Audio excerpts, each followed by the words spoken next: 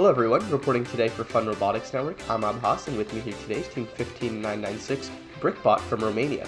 They have been absolutely fantastic this DECODE season, currently ranked top 10 in the world by non-penalty OPR and tele-up OPR. They have a wooden robot that is just so fast on the field. They have no turret, but automatic turning to shoot in less than 400 milliseconds, 300 milliseconds, a very fast rubber band intake. Just so much to learn from teams looking to optimize their robots this DECODE season. All that and more coming up on Behind the Bot. This video on fun is brought to you by viewers like you and also in partnership with the following. Take on the DECODE season with DECODE Robotics, featuring their FTC starter bot, new 6mm hex shaft and motor options, and updated bevel gears. FTC teams can receive a 25% discount and apply for grants at studica.com/robots. Founded by First alumni, FRCTs understands what teams need. High-quality apparel fast. From t-shirts to jackets and more, with a free 14-day turnaround and faster options available, you can join 200+ teams who are already saving. Apply for a sponsorship and get your quote now at frcts.com. All right, BrickBot, so first question I have to ask has to be related to the wooden robot. Do you guys always build wooden robots, or why specifically start with that this season? Okay, so this is the first year when we did the wooden robot. It was actually the first year when we had a machine at our hub. It is very good for the teams to do this because you can just prototype the robot very fast. Yeah, that makes a ton of sense. Now, jumping into that rubber band intake, lots of different styles we've seen. Starting just at the high level, why go for a rubber band style intake instead of gecko wheels or surgical tubing or anything else that we've seen from teams this season? Yeah, so the main thing that we love about rubber bands is that the artifact is always in touch with the rubber band. So we don't have any dead spots where the artifact just stays in the place. We wanted to have a very wide intake because you just don't need to be this accurate when you are intaking. So this is why it is very large. We have it powered by one motor via bevel gears, and also chain for the second stage that actually takes the artifacts on the ground. The main problem with rubber band intake is that with a wide intake is that the balls can jam into it. So if we have two artifacts in the intake, it can just say right this. And we solved this problem in two different ways. So first of all, we added a circular tube intake that actually pushes the left artifact more in the robot, and also we added a vectorizing geometry in the robot that is actually not symmetrical. So the one on the left is going to be pushed more in the robot than the one in the right. We can show it right here. Awesome. Yeah, let's take a look at it. Yeah.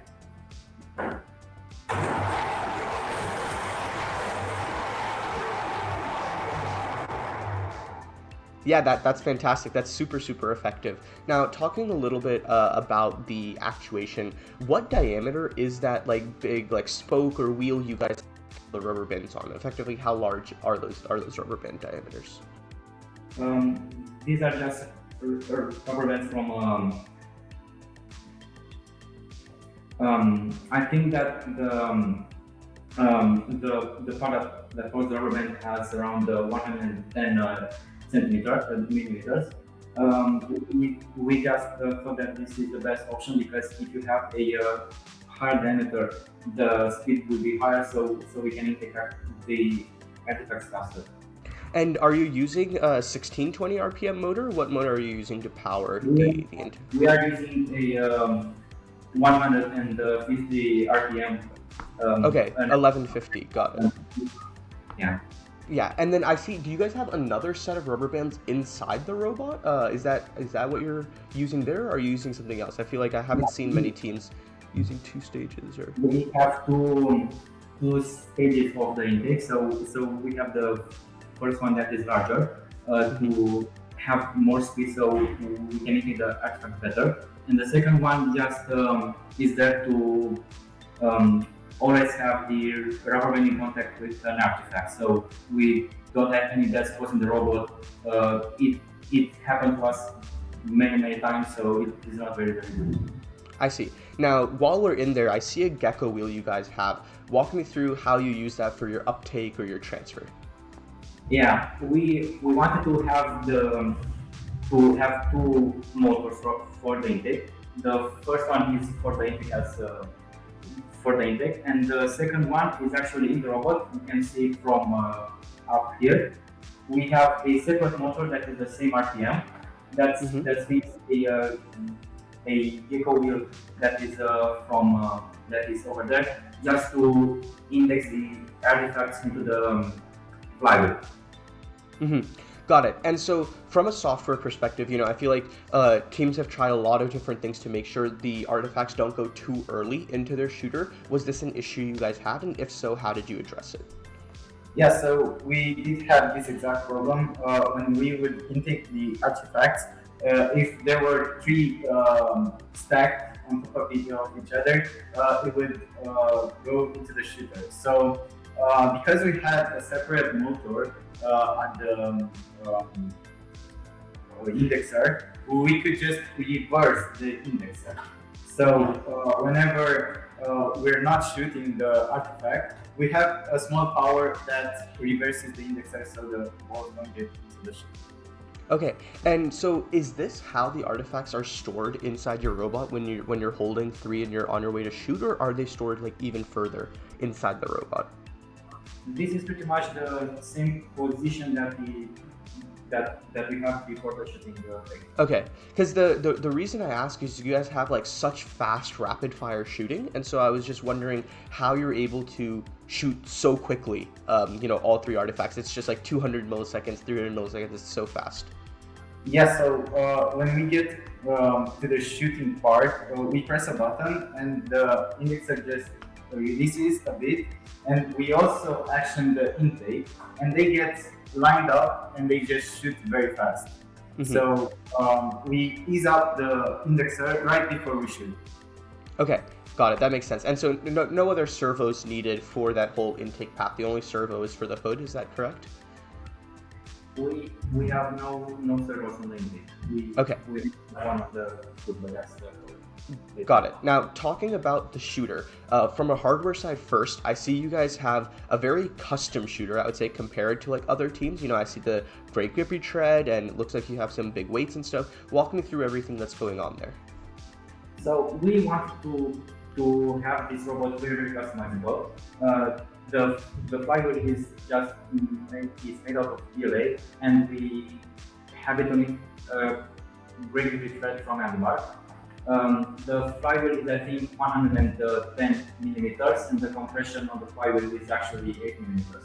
We played a little bit with the compression and the diameter of the flywheel, but we think that this is the best option for us. Also, we have some runners over there, but they are there just for added weight. For the weights, yeah. Around 500 grams of pure weight added to the shooter. So talking a little bit about adding the weight, did you guys have this from the beginning of the season, or did you first build your shooter without the weights and then you added them? And if that was the case, how much change did you see, or what did you see change in? Yeah, so we did not have the weights from the start. We prototyped the shooter from just the running wheel, and we had a lot of RPM loss. So we just decided to print a wheel so we could have control over the compression and add weight so we don't lose the as much speed when we shoot. So yeah, with the flywheel weights, I think one thing that's always a concern is spin up time. So do you guys keep your shooter on the whole match, or do you turn it on and off? Yeah, so we actually keep the shooter on the whole time. We did this so we are efficient and not spin up every time we go to shoot the balls. And actually, it takes about 1.5 seconds to spin it out to the max velocity, and we do that only in the start of the tournaments. I see. And when talking about like power consumption, have you guys noticed a large drop in your battery, or like does the rest of the robot get slower? Is that really not a concern? It is a bit of a concern. Sometimes it drops, but we try to optimize it as much as we could in the software part, just trying to not get everything running at the same time. And because we had a lot of time on the software, we managed to make the robot work pretty good. Mhm. Got it. Now, talking about the Limelight before we get into the hood, you guys are so fast at turning to the goal and shooting. How do you do all of that? Yeah, so we don't rely on the Limelight. The Limelight is there to relocalize. We only use the pinpoint.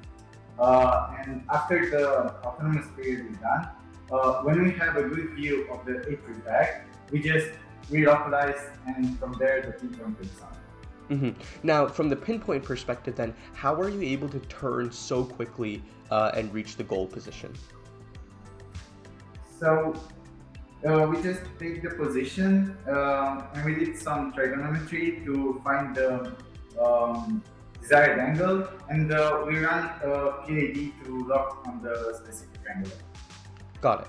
Got it. As far as tuning goes, there any advice you have for rookie teams who are looking to have just this really, really fast, snappy turning action? So the main thing is look out for the RPM drop, and you can add some weights to reduce that, or help with the hooded shooter, just retracting the hood while you shoot, and the compression is really important too, and how fast you are taking the artifacts from the intake to the shooter. Awesome. So now let's talk about the shooting. You know, you guys have this rapid fire shooting, and your hood is a big part of that. So are you adjusting the hood while you're shooting, or do you keep the hood fixed during the shot? Yeah, so we run regression to actually find out the angle we need to shoot at. And when we have an RPM drop, we run a second regression, so we can actually retract the hood while we shoot. And this is very effective because from a lot of testing, we can assure a pretty accurate shooting when the RPM drops. And so we don't have to wait for the failure to spin up to the same speed. And so talking about like this regression and data collection, how many points approximately did you guys need to take to develop a good curve or a good fit? So at the first league meet, we had about 10 to 15 points from like 7 to 7 inches each. But then we saw that it didn't work as well as we wanted to. So we just added more points, and I believe it's from every inch. We did a lot of work for this regression. Wow. This So was from every inch, you guys have like 5 to 10 data points? no. So for every, we use the same radius. Like we get the distance, and for every inch of distance, we took about 5 to 10 shots and averaged them out. And Wow. we plotted them and found the regression. Yeah. Awesome. And as far as far zone shooting, because you guys do both far zone shooting and close launch zone shooting, any differences there from a software perspective, or any advice you have to teams on that front? Yeah, so because it is pretty far and we have about 1,900 RPM when we shoot from the far zone, yet PM drops a bit, like 200, 300 RPM when we shoot. So the most important thing we did was retract the hood, and this ensured us pretty fast shooting. It is not as fast as the close one, but it's still pretty fast. You guys said you shoot around 2,000 RPM from the far launch zone. Is that correct? The velocity is 1,900 Okay. RPM. Okay. Like location. Got it. Yeah. Our shooter is actually 4,000 RPM, we have to motors over there that are rated to the 40 value. Oh, okay. So it's not a 6,000 RPM motor. It's actually like a 1150 or 1620 RPM motor. Is that correct? Yeah. Because we have a fiber much bigger than I think other teams, and this worked for us best because we don't actually lose that much velocity when we are shooting very fast. Awesome. That makes a ton of sense. BrickBots, thank you guys so much. I think the last question I have is regarding driver practice. You know, you guys are just one of the best teleop teams this season. What advice do you have for teams that are looking to drive and be as efficient on the field as you guys?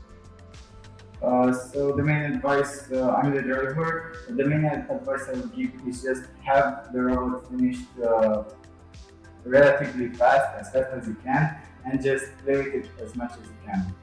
Get in those games and practice. Yeah, BrickBots, thank you guys so much. You know, Romania is always such a tough region. You guys are absolutely killing it this season. I can't wait to see how the rest of your competitions go. So reporting for Fun Robotics Network, I'm Abbas, and this is Team 15996, the BrickBots. Thank you. Thanks for watching. Don't forget to like, subscribe, and click the bell to stay up to date on future fun videos. Founded by First alumni, FRCTs understands what teams need. High-quality apparel fast. From t-shirts to jackets and more, with a free 14-day turnaround and faster options available, you can join 200-plus teams who are already saving. Apply for a sponsorship and get your quote now at frcts.com. Take on the Decode season with Studica Robotics, featuring their FTC starter bot, new 6mm hex shaft and motor options, and updated bevel gears. FTC teams can receive a 25% discount and apply for grants at studica.com/robots.